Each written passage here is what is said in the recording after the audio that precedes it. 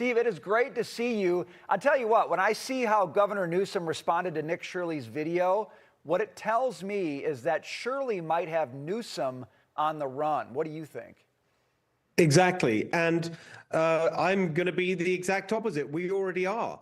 I set up 2 months ago Cal Doge to investigate fraud, and the director of Cal Doge, a volunteer in my campaign, she's working with Nick Shirley. We are all determined to find the fraud and to stop the fraud because it's stealing taxpayer money.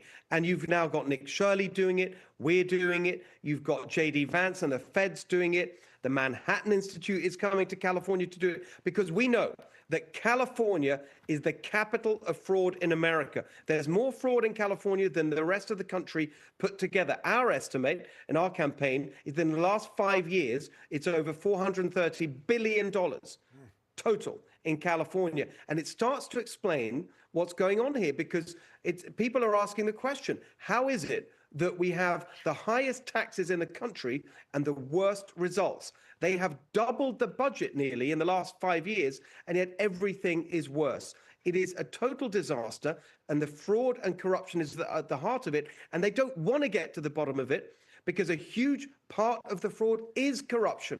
It's money that's going to cronies and donors of Gavin Newsom, and in exchange, they turn a blind eye to the theft of taxpayer money. That's why when I'm governor, all this is going to stop. Yeah, they don't like the fraud being exposed, Steve, because it makes them look bad. But also, I think there's a part of them that wants to just keep having it go on and on. But what they also don't like is somebody like John Fetterman from their own party calling them out.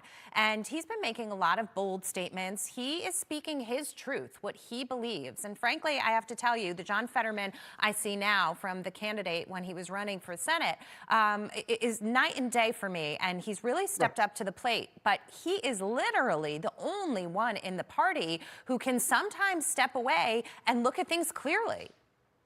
I know, it's really amazing to see, and thank goodness that he's doing it, reminding us that there is a truth here. And as you say, he's on the side of that. But the other reason that they don't want to get to the bottom of this fraud or even stop it is, as we've had a couple of the fraud reports that we've done through Cal Doge, the business model of the Democrat machine in California depends on fraud. They're taking money. There's 2 instances we found. One of it was money from the cannabis tax that was supposed to be used for substance abuse prevention. That was $370 million spent for Democrat political organizing. Another one we found, our second report, $1 billion over 10 years that was supposed to be paid for installing solar panels on low-income apartment buildings, went to Democrat organizations and nonprofits doing voter registration. So their whole machine is financed by this fraud. That's the other reason they don't want to stop it. Right. Hey, okay, speaking of wasted money in California, got another one for you. They're literally funding a bridge to nowhere. Look at this. This bridge was supposed to allow cougars and monarch butterflies to cross over one of the busiest highways in California. It's now taken 4 years. It's costing $114 million. It's still not done. Okay, well, I guess I can understand why a cougar might need a bridge. I thought monarch butterflies could fly. I don't know. Anyway, Steve, the wasted money's everywhere, but this one's pretty egregious. What do you think of it? I know. I'll be going there soon. It's insane. I mean, of course we laugh about it because it's so preposterous, but it's our money. It's our money going on this. So it's now, the high-speed rail that actually part of that they're saying is now going to be a bus that you could get anyway, that's going to, decades late and $100 billion over budget. They can't finish the people mover at LAX airport in time for the Olympics.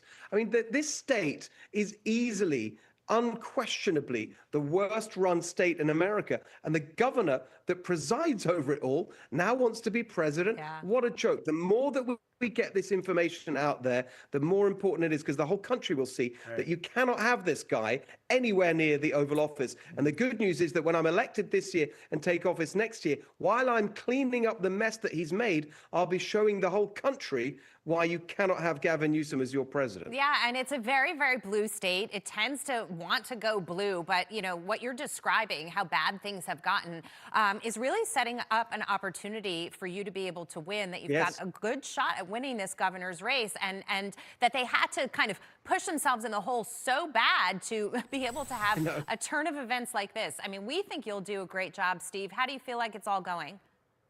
Well, we're leading in the polls. We're leading in every new individual poll and in the Real Clear Politics average. So far, so good.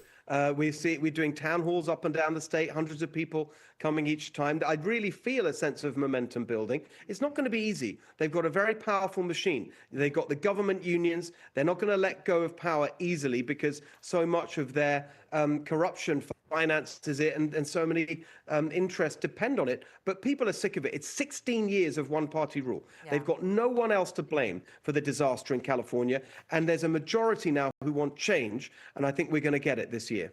Well, about once a week, I say to myself, Steve Hilton could actually win in California. And I just have to stop and pause for a second. But look, there's a lot to tackle there, and you sound like you've got a plan. Steve Hilton, thanks for joining us tonight. Great to see you, my friend. And you, great to be with you.